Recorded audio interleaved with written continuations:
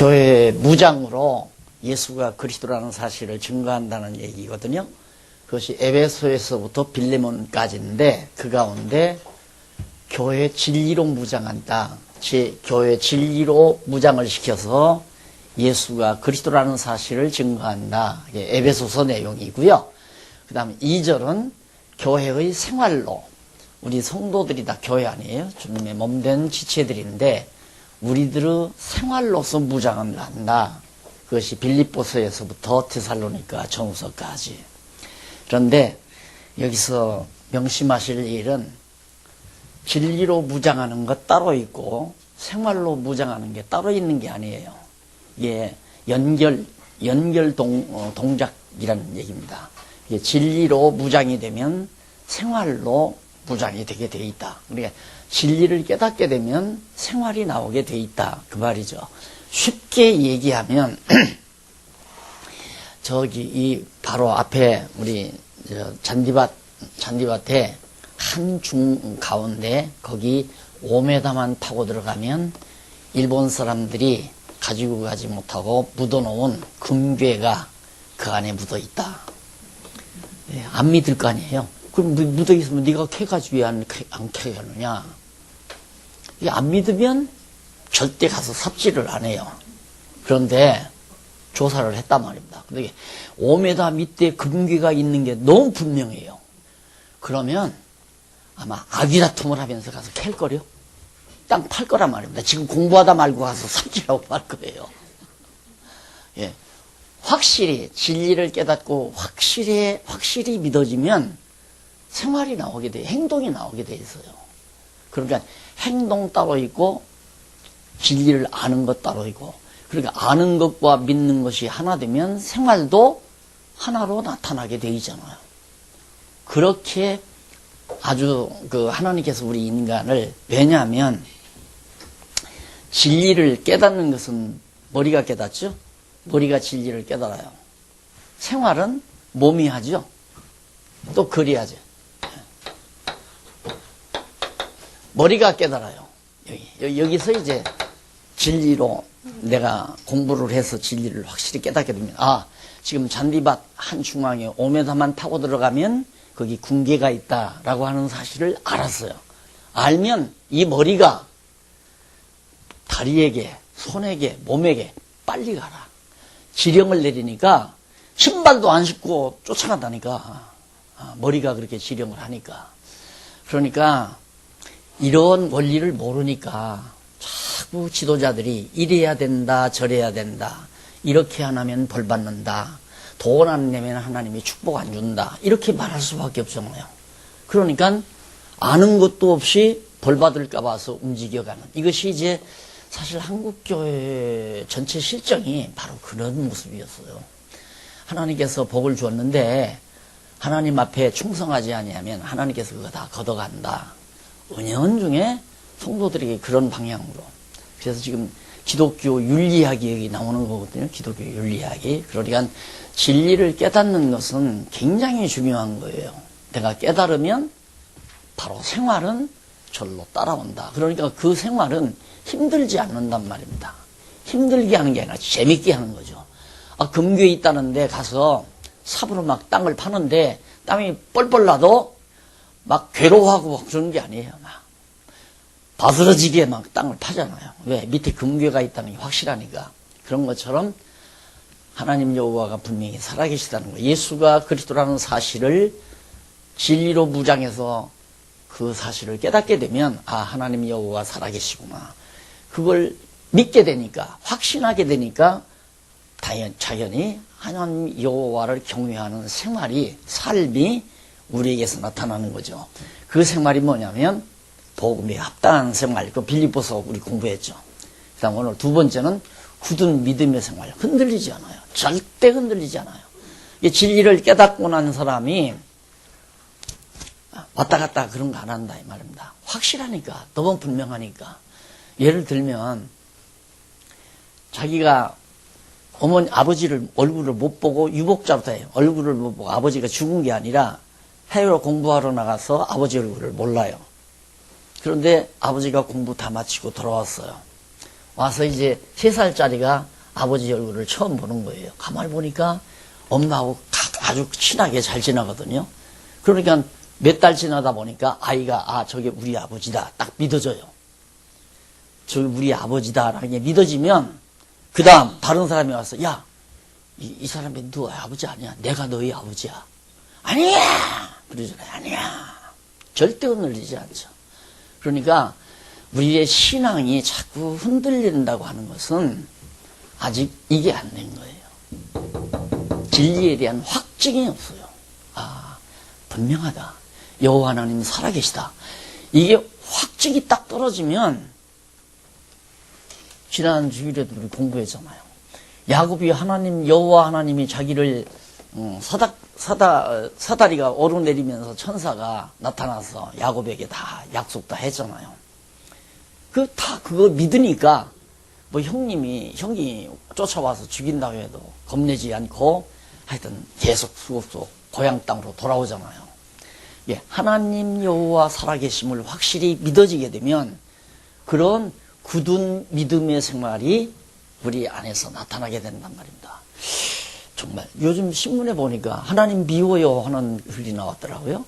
세월호 아마 엄마가 그런 모양인데 예수를 믿는 세월호 엄마가 자기 아들이 이제 그 세월호에서 아직 시신도 못 찾았대요.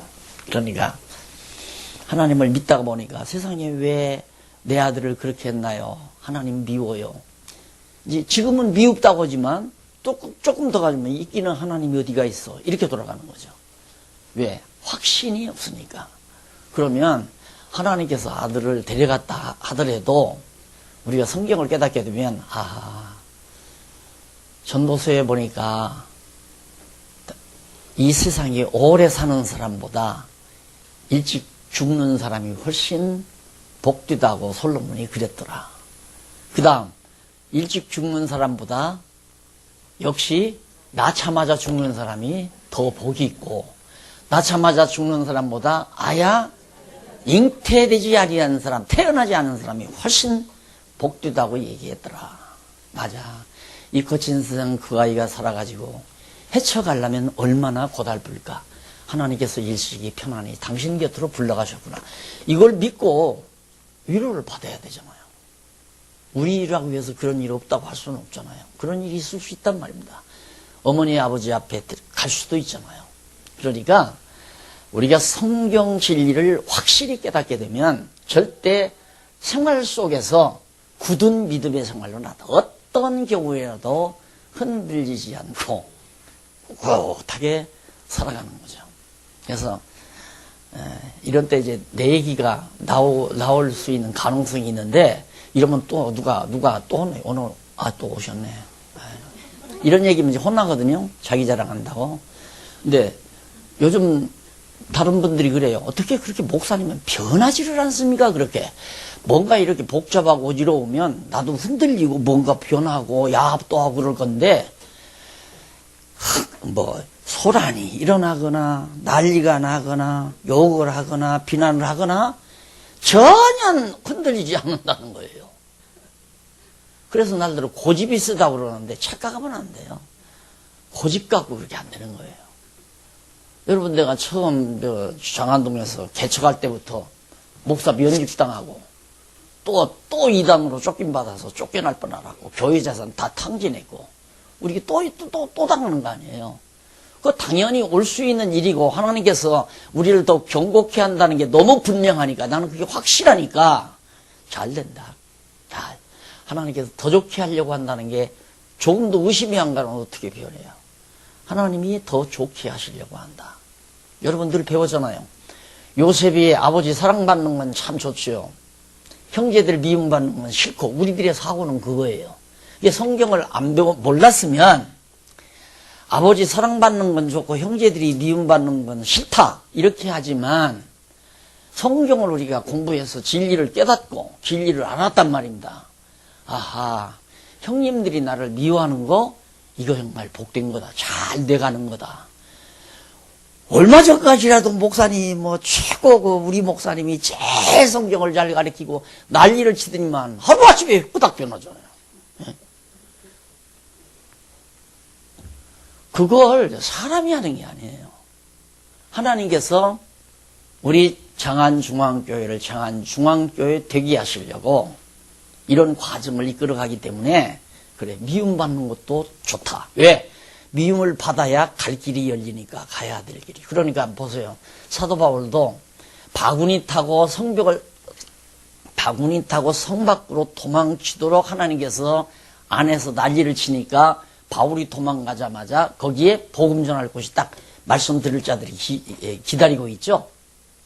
그래서 참 눈으로 보는 게 너무 많은 게 뭐냐면, 아니 지금 집안은 지금 막 시끄러워 난리가 났는데 다음 주간부터 다 나가는 거 다 알잖아요. 상상도 못하는 일이 벌어요. 한 노예가, 큰 노예에서 목사님들이 모여가지고 이건 대충 한 50명 모일 거라고는 생각을 하는 것 같더라고요. 또 잘 모이면 100명도 모이고, 목사님들. 근데 그 경비가 어느 정도냐면 한 번 모이는데 1000여만 원 들어가요. 그 경비를 주관하는 그 교회에서 다 된다는 거예요. 한 번 모이는, 1000만 원이 아니라 200만 원. 200만 원이니까 4번 모이면 800만 원이에요. 5번 모이면 1000만 원이고. 그 경비를 바깥만, 여관비는 그만두고. 그러니까 그런 일이 어떻게 있을 수 있냐요. 그런 일이. 그러니까 하나님께서, 야, 너 여기서 난리치지 말고 좀 듣고자 하는 사람이 있으니까 가서 좀 해라. 하나님께서 이거 몰아내는 거라고 생각하잖아요. 그러니까 미움받는 게 얼마나 다행이에요. 예?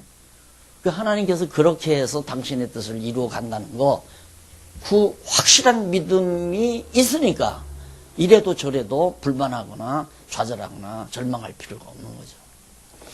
자, 그래서 굳은 믿음의 생활, 513페이지에 거기 보면 골로새서 나오죠. 첫째, 복음에 대한 확증 나오잖아요. 봐라요. 복음에 대해서 확실한 증거를 가지고 있으면 믿음은 견고하게 돼 있다.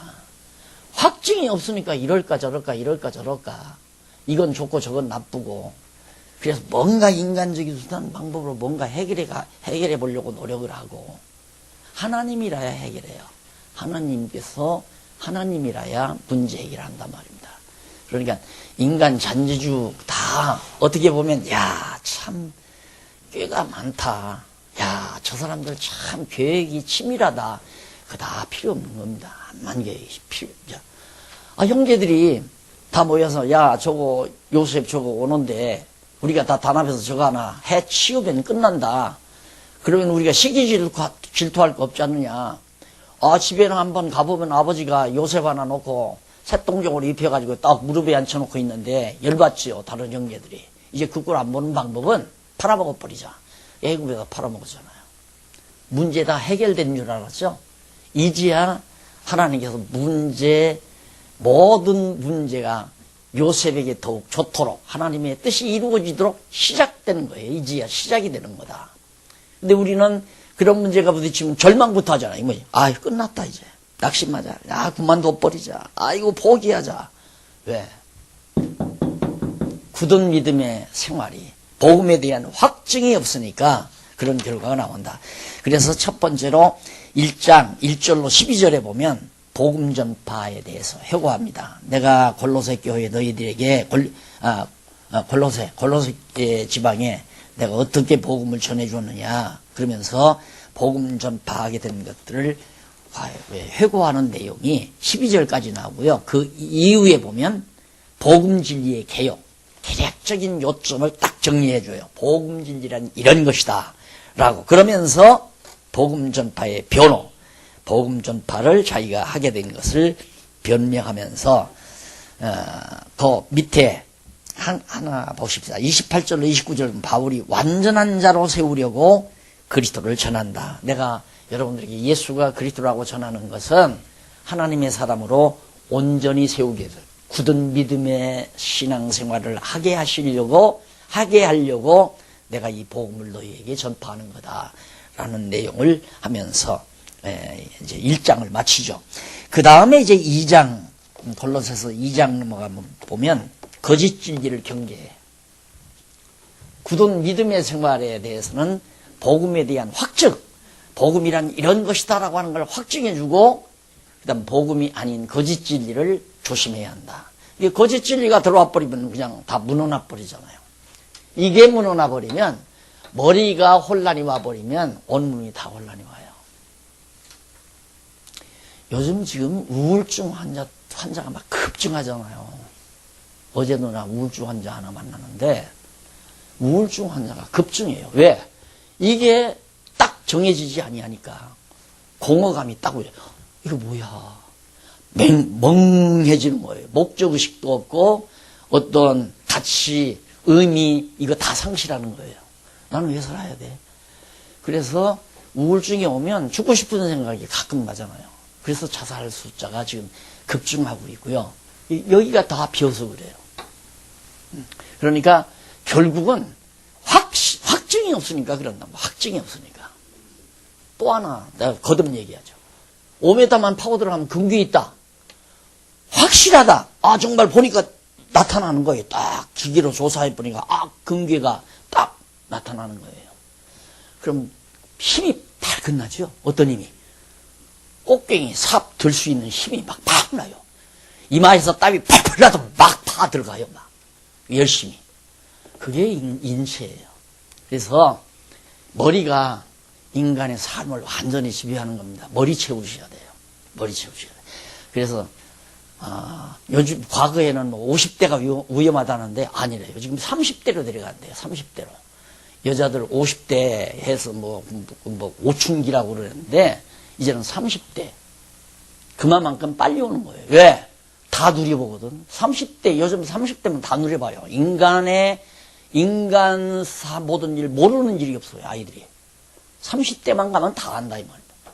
그게 다 해보니까 허탈하잖아요. 이거 험보해. 그 다음에는 재미도 없고. 그래서, 공부하면 뭐해? 자녀들 낳아서 길러면 뭐해? 의미가 다 상실되는 거예요. 그러니까 요즘, 만 30, 40대들 모여서, 동창들 모여서 얘기하면, 제일 맥빠진 게 결혼한 아이들이래요. 결혼한 아이들. 결혼 안 한 아이들은 8888한데, 결혼한 아이들은 다 후회하고, 나는 왜 사는지 모르겠어. 재미도 없고, 뭐 어쩌고저쩌고. 다 맥풀려 있다는 거예요. 그러니까, 인간의 삶을, 동물적 관점에서 인간의 삶을 현대인들이 누리고 살잖아요. 우리는 신령한 의미의 진리 추구를 한다는 것은 인간만이 할 수 있는 특권이거든요. 이게 이제 딱 채워져야 그런 것들이 다 사라져버리는 거죠. 환란이 와도 핍박이 와도 분명한 확신을 가지고 아주 박진감 넘치게 자기의 삶을 구가해 갈 수 있다 하는 얘기입니다. 그래서 거짓 진리를 경계하는데 관심을 통한 경계. 바울이 굉장히 골로새 교회 성도들이 거짓 진리를 접할까봐 관심을 가져요. 그러면서 진리를 통한 경계를 해줘요. 이것이 진리다. 이것 아닌 것은 다 거짓이다. 라고 진리에 대한 확증을 진리를 통해서 경계해주는 내용이 8절로 23절에 나오고요.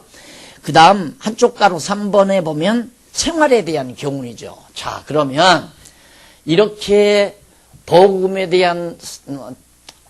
합당한 생활을 해나가는 데 있어서 굳은 믿음의 생활, 합당한 생활을 할 뿐만 아니라 굳은 믿음의 생활을 하는 데 있어서 진리에 대한 확증을 가지고 또 이 거짓 진리를 경계하게 되면 어떤 생활이 나오는가?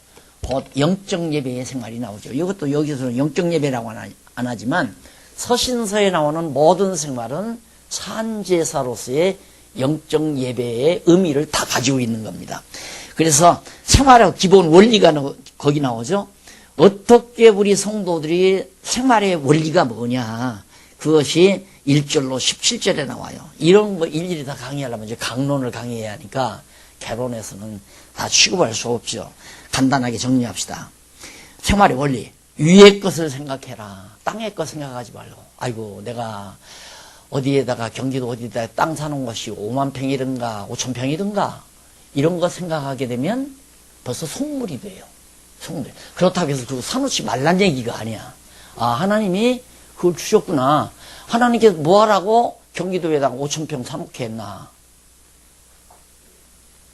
하나님을 전제하고 늘 생각해야 하는데, 아, 내 친구는, 20만 평 사놨다는데 나는 겨우 5,000평밖에 못 사놨으니까, 이때부터는 이제 어떻게? 그렇게 생각하게 되면 열받는 거죠. 그 다음에 열받으니까 당신은 뭐 하느라고 돈을 못 벌어가지고 내 친구는 20만 평 사놨다는데 당신은 겨우 5,000평이냐. 이쯤 가면 이제 끝나는 거예요. 그래서 항상 우리는 위의 것, 영원한 것을 바라보고 목표가 이 땅의 것이 아니라. 그리고 두 번째는 땅에 있는 지체를 죽이고 옛사람을 벗어버리라는 거. 육체의 소욕을 자꾸 벗어야 된다. 그리고 택하시고 거룩하고 사랑하신 자처럼 행하라. 이게 다 성령께서 우리 안에 오셔서 해가는 일하니 어떻게 굳은 믿음의 생활을 통하여 복음 진리에 대한 확증을 가지고 거짓 진리를 경계함으로 정말 위의 것을 생각하게 되고 육체의 모든 소욕을 죽이면서 하나님답게 거룩한 생활을 하게 되고 평강의 마음을 주장하면서 살아가게 된다. 예. 안전빵이 뭐냐? 내 지금 신앙생활에 가장 안정성이 있다고 할 때는 마음이 평온할 때. 왜? 여기 이 마음이 평온해야 여기 열을 안 받죠. 열을 안 받는단 말입니다. 예? 이 마음이 평온하지 않으면 이게 막 업다운이 되면 열이 나요. 막 마음이 움직이게 되면 화도 나고 막 시기도 나고 질투도 나고. 그러면 이게 열 받으니까 머리가 뜨끈뜨끈하죠. 그러면 이제 멍청한 짓을 하는 거예요. 바보처럼. 그래 땅의 것 바라보고 육체의 소욕에 매달려서 살아가게 되고 마음의 평안을 잊어버리게 되고. 그것이 우리 생활의 원리다. 그래서 마음이 평안하지 아니할 때는 여호와 하나님이여 하고 잠시라도 기도를 해보세요. 그리고 공부했던 것을 다시. 그것도 억지로 되나? 공부한 거 다 잊어버렸는데 생각도 안 나. 또 생각이 나야 되죠. 예. 그래서 범사에 여호와를 인정하는 그런 삶을 통하여 생활이 이루어진다. 그래서 생활의 실제 교훈도 나오고. 자, 그 다음에 이제 넘어가서 516페이지에 보면 3번, 가로 없는 3번. 여기에요. 복음에 합당한 생활, 굳은 믿음의 생활이 나오더니만, 그 다음, 성도의 성숙한 생활.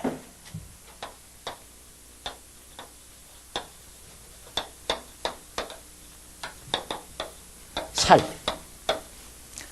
자, 복음에 합당한 생활을 하고 굳은 믿음의 생활을 하다 보니까 우리 성도들이 영적으로 성숙해 가는 거죠. 그래서 남이 나를 미워해도 그 사람을 원수처럼 생각하는 게 아니라 측은하게 생각하고 불쌍히 여기는 마음이 생기고 그 사람과 막 대항해서 싸우려는 생각보다는 그 사람을 어떻게든지 바른 자세로 인도하려는 여유 있는 생각이 일어나는 그게 성숙한 아이죠. 내가 얼마 전에도 우리 꼬마 아이들 예를 들었죠.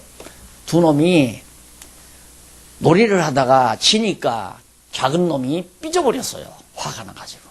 가자니까 가지도 않고 저 뒤에 떨어져서 눈을 끄덕끄덕 나를 버리고 가나 데리고 가나 하면서 뒤에 오지를 않아요. 앞으로 가던 직원이가 슬슬 찾아가더라고요. 찾아가더니만 가서 슬며시 건드려봐요. 이렇게 강하게 흔드니까 내버려둬요. 또 떨어져 나가요. 떨어져서 조금 있다가 또 가서 그 다음에는 이렇게 만져요.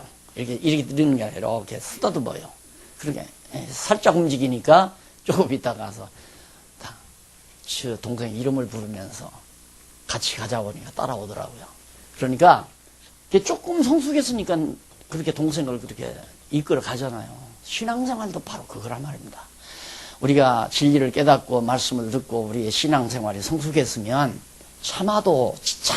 참을 수 있는 힘도 나오는 거고 또 삐진 사람을 가서 권면하고 위로할 수 있는 한 번에서 안 되면 두 번 하고 두 번에서 안 되면 세 번 거듭할 수 있는 여유로움이 우리 성숙한 신앙인들에게서 나타나야 된다. 그게 바로 이 성숙한 생활. 그게 다 연결 작업이죠.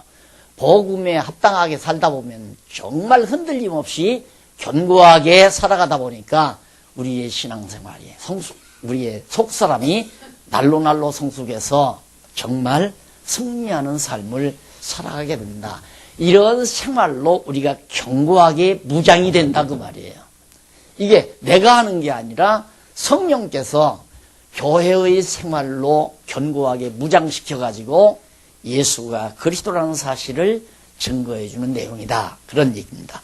자, 그러면 성숙한 생활을 보면 성도의 거룩한 생활, 데살로니가 전서입니다.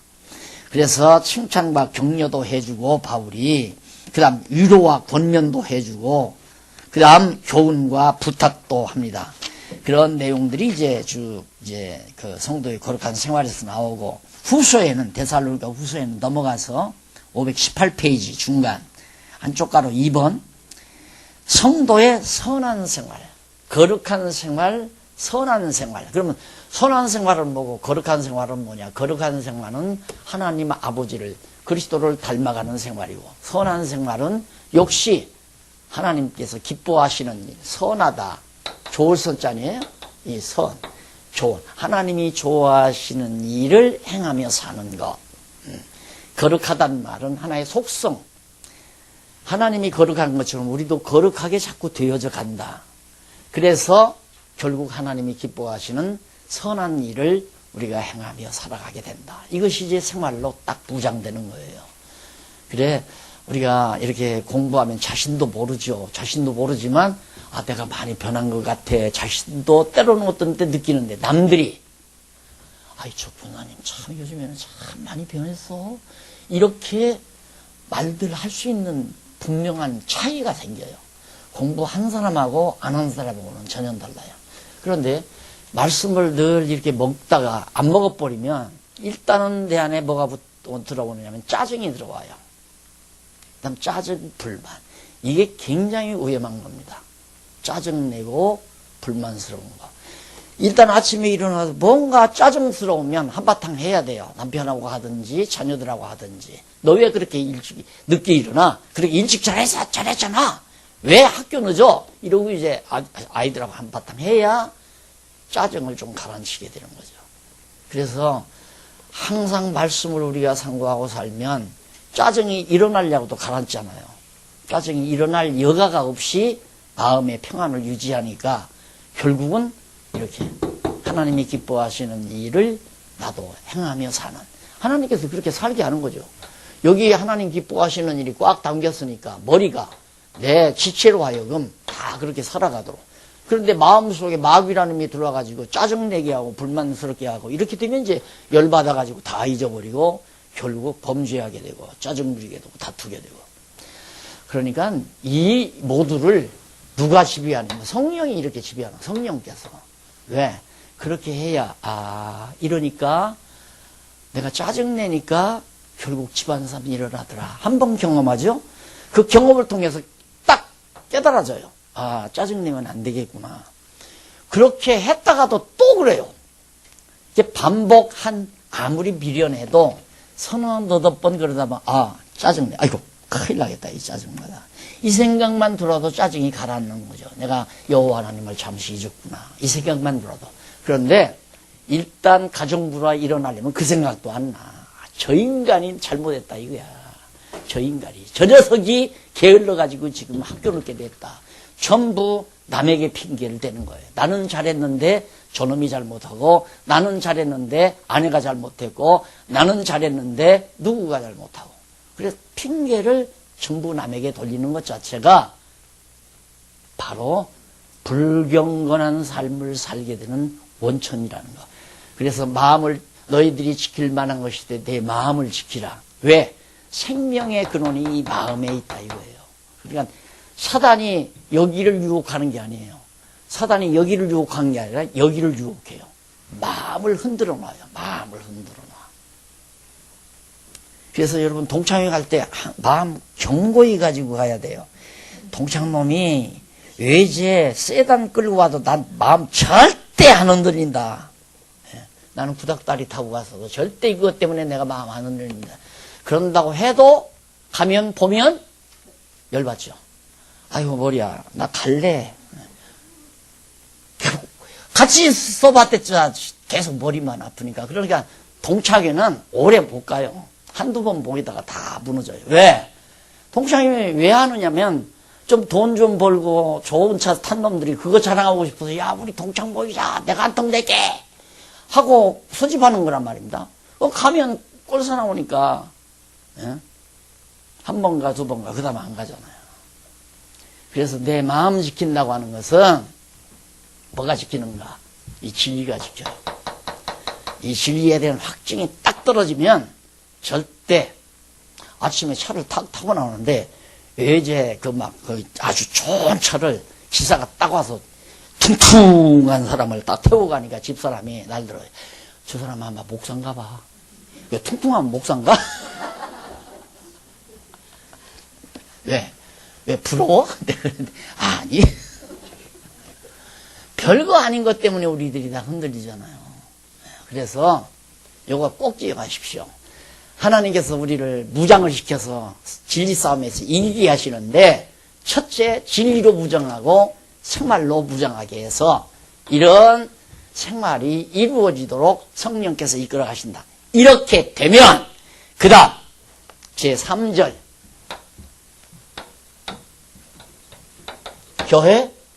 교회의 체제. 요즘 체제 이거 체제로 무장. 데살로니가전 디모데전 짐에서 몬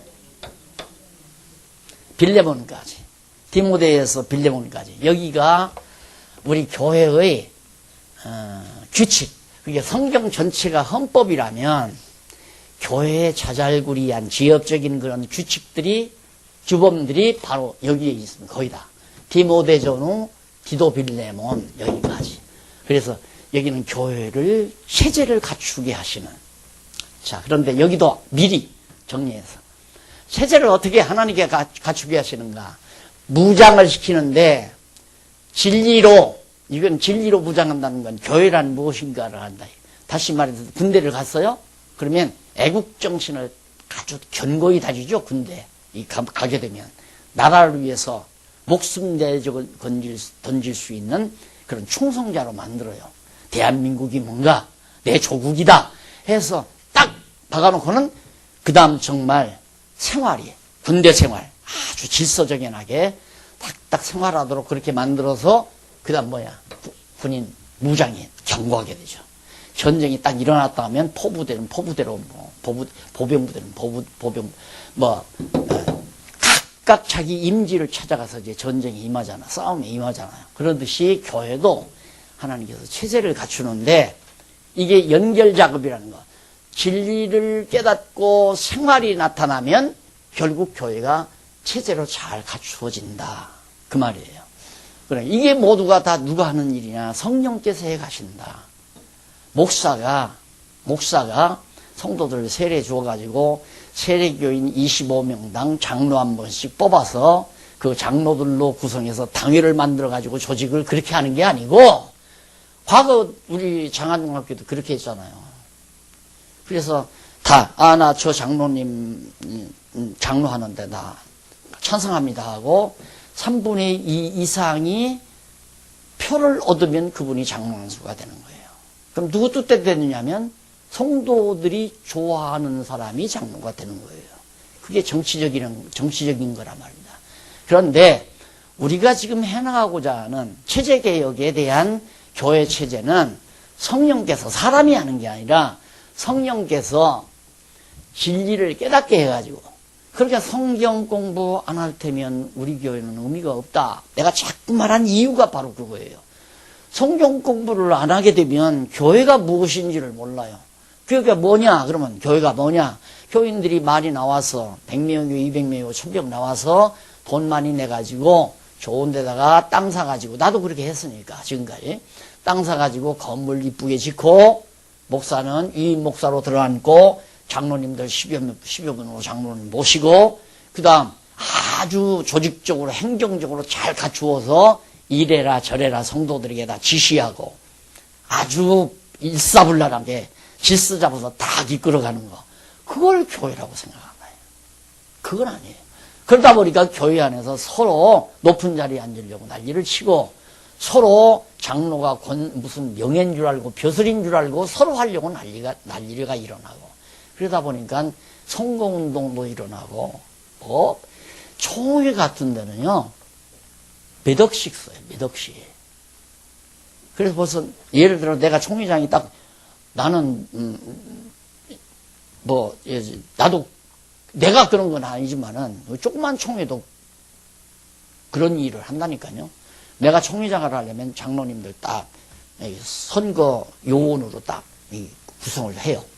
그럼 교회에서 특별하게 한 10억 세워가지고, 전부 방문을 해요. 총회사나, 대표, 그러니까 총대 목사님들 방문을 해서, 가방 하나씩 다 사서, 그 안에다가 봉투 다 집어넣어가지고 선거운동을 하는 거란 말이다. 이 다음 총회에 오셔서 총회장 뽑을 때 한 표 던져주십시오. 그렇게 해서 다 총회장 되는 거 아니에요? 안 그러면 이제 막 도시에서 할 때 누가 무궁화 5개짜리를 얻어주느냐, 무궁화 3개짜리 얻어주는 사람을 찍을 거냐, 5개짜리 얻어주는 사람 찍어. 5개짜리 얻어주는 사람 찍죠, 당연히. 그게 일반 총회라 이 말이에요, 지금도. 근데 일반 성도들은 그걸 모르잖아요. 이게 그것이 절대 아니고 잘못된 거니까 성경이 말하는 대로 이렇게 성령께서 깨닫게 하신 진리로 무장시키고 생활로 무장시키게 되면 복음에 합당한 생활이 나오고 굳은 믿음의 생활로 성도 성숙한 생활이 나오게 되면 각각 받은 은사 따라서 생활을 할 거 아니에요, 여기서. 은사 따라 생활을 할 거 아니에요. 가리키는 자 가리키고, 봉사할 자 봉사하고, 섬길 자 섬기고, 또 막 어려운 도울 사람 돕고, 선교할 자 선교하고, 각각 은사 따라서 생활을 하다 보니까 그게 성숙한 생활이죠. 그러니까 아들을 예를 들어 5 나눴는데 하나는 변호사고, 하나는 의사고, 하나는 뭐 선생이고, 뭐 쭉 직업이 다 다르다 이거예요. 그러면 다 켜놓으니까 아침 먹고 다 각각 자기 직장 가서 자기 일하는 거예요. 그럴 거 아니에요. 그러니까 가정이 튼튼할 수밖에 없죠. 그런 것처럼 교회도 성도가 깨달아서 다 각각 자기 은사 따라 생활하다 보니까 교회 체제가 잘 갖춰지는 거예요. 선교도 있고, 구제회도 있고, 뭐 장학회도 있고, 봉사회도 있고, 또 여러 가지 교회 학교도 만들어지고, 뭐 등등 여러 가지 기구들이, 그러니까 그 은사교회 아닙니까? 은사교회. 또 어린 성도들을 양육하는 양육교회도 생기고, 그러다 보니까 교회가 체제를 잘 갖추어 성장하게 되겠다. 그게 막 지금 우리 교회에서 일어났댔잖아. 2, 3년 동안 지금 잘 돼가고 점점 성장하는데 하나님께서 한번 확 흩어버리잖아요. 왜? 더 견고하게. 난 그 전에 그랬어요. 아버지가 농사를 짓는데 모자리를 하는데 조그만 땅에다가 모자리를 되게 씨앗을 뿌려서 기르더라고요. 그동안 그거 일일이 뽑아서 옮기는데 허리도 아프고 참 힘도 들고 그래요. 참 아버지 왜 저러실까? 그냥 처음부터 논에다가 딱딱딱딱 뿌려 널찍널 이렇게 줄줄 뿌려버리면 보내기도 할 것도 없고 쉽고 간단한데 그게 아니더라고요. 하나님께서 아버지가 농사 짓듯이 모자리판 만들어서 거기서 일단 또 뽑아가지고 옮겨서 심어요. 딱 또봐. 그러듯이 하나님께서도 한꺼번에 안 키워요. 조금 크면 잡아 흔들어서 또 뽑아서 옮기기도 하고. 그래서 우리가 선지서 배웠지만 뽑으시고 심으시고, 세워놓은 거 다시 세울 바에야 뭐로 헐어요. 헐으시고 세우시고 지으시고, 흩어지게 했다가 다시 모아놓고, 그게 이제 하나님께서 더욱 견고하고 튼튼하게 해가시는 중요한 하나님의 섭니다. 그래서 교회 체제가 이루어지는 것도 이런 과정을 통해서 이루어져 가는데, 한번 어떻게 체제를 이루는지 보십시다. 거기 보면 넘어가서 520페이지, 교회의 조직과 행정. 먼저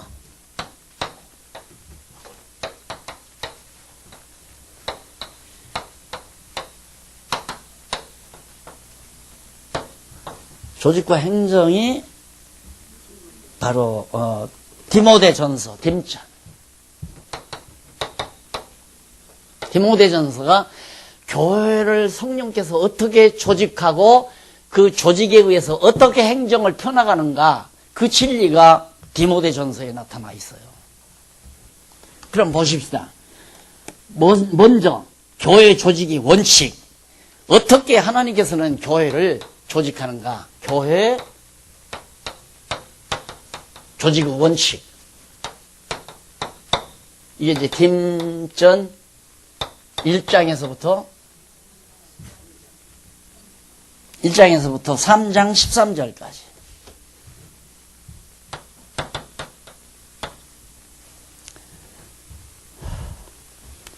그 뒤에 보면 우선 지도자를 소명을 하죠. 그래서 자원이라는 말이 나오는 거예요. 지도자를 소명한다. 장로로서 하실 분은 자원하십시오.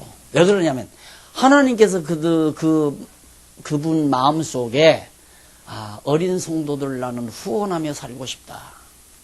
어린 성도들을 신앙으로 양육하는데 내가 보모 역할, 후원자 역할을 하며 내가 살고 싶다는 그런 은사를 성령께서 각자 그 사람 마음속에 주시는 거란 말입니다. 그래서 자원하는 것이 첫 번째 조건이에요. 나는 장로를 하겠다. 그런데 장로가 권력이라면 자원하면 안 되죠. 내가 대통령 되겠다 하고 권력 잡으면 되겠어요? 세상 인간이 권력을 잡으면 하나님 말고 세상 나라에서 권력 잡으려면 권력은 누구로부터? 백성으로부터 나온다고 그러죠. 백성으로부터. 그러니까 가장 표수를 많이 받은 사람이 대통령이 되는 거예요. 그래서 권력을 잡는 거 아니에요? 백성으로부터 권력이 나오니까. 그러나 하나님의 나라는 권력이 하나님께로부터 주어져요. 하나님께로부터. 근데 권력이 주어지는데 권력을 주는 게 아니라 하는 일을 맡겨요. 하나님께서.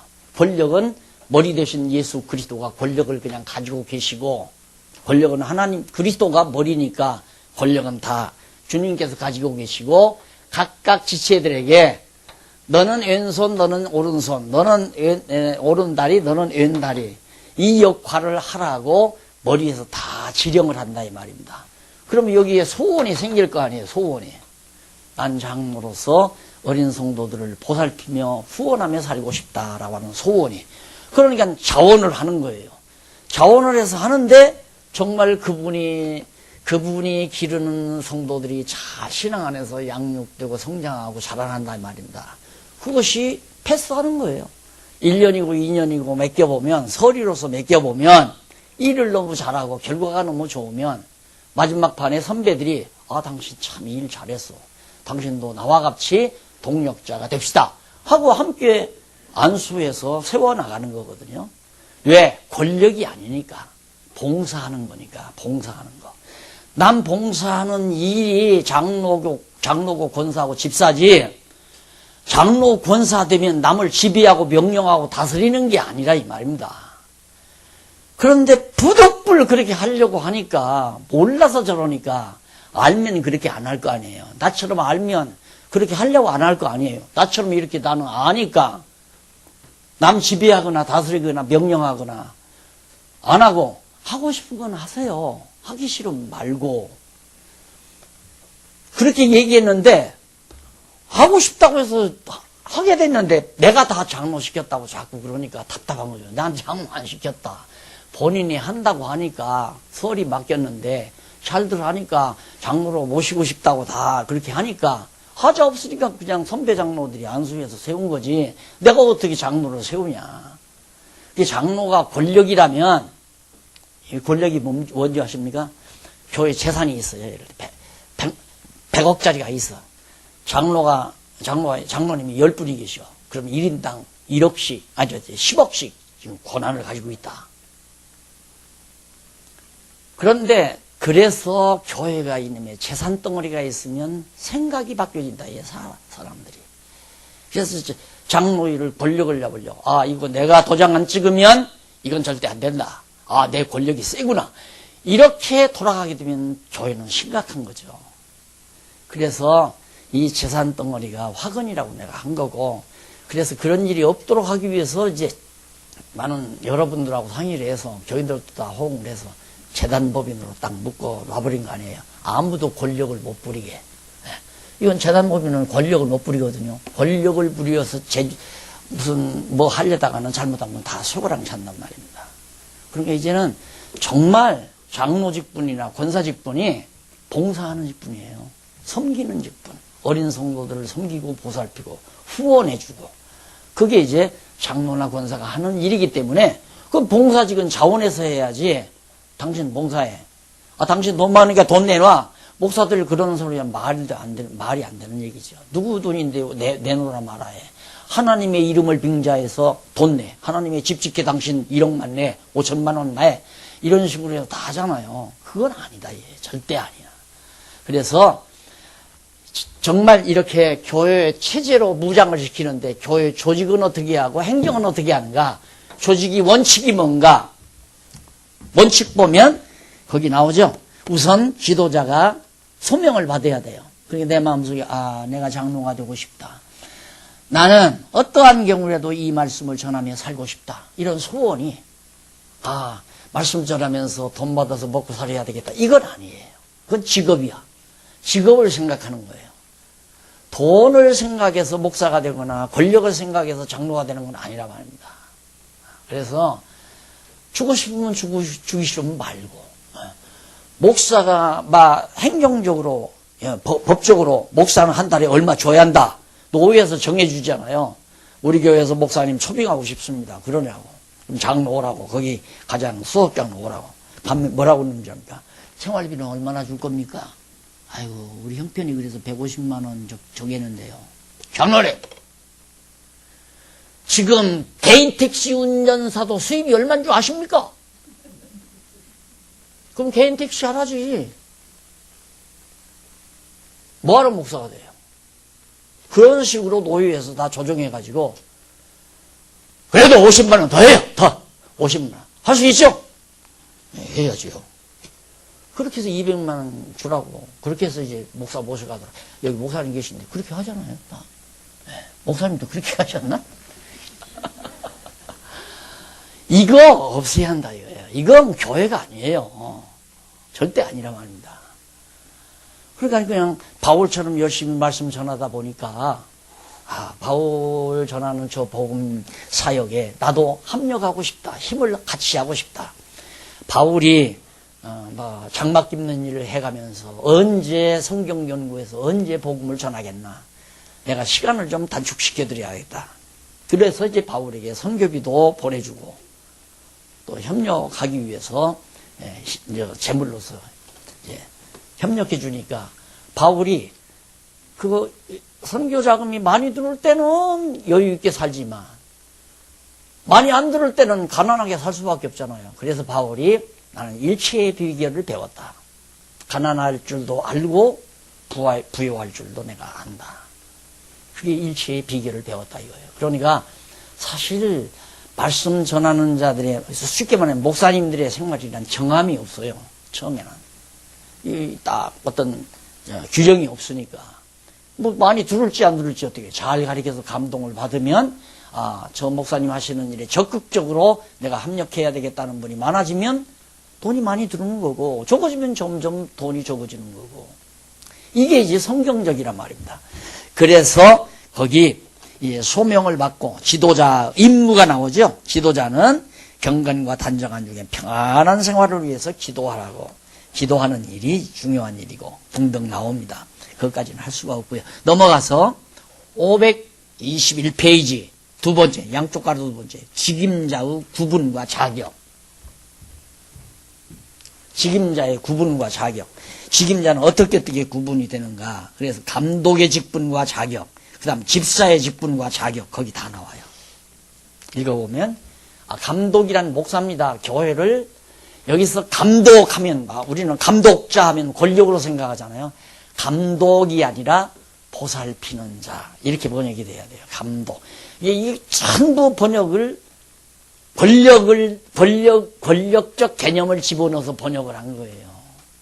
양들이 불 뜯고 있는데 감독은 뭐 해야 되느냐? 앉아서 저기 이렇게 둘러보면서 어디 맹수들이 안 들어오는가? 저기 맹수가 나타났다. 그러면 자기 생명 던져서 맹수를 잡아서 쫓아야 돼요. 잡아 죽이든가. 그게 보살피는 거라는 말입니다. 양떼들을 한 마리 한다. 이 자식아 왜 빨리 먹어? 뭐 천천히 가. 그게 아니라 양떼 나 답답해 죽겠다니까. 차 한잔 하고 해요.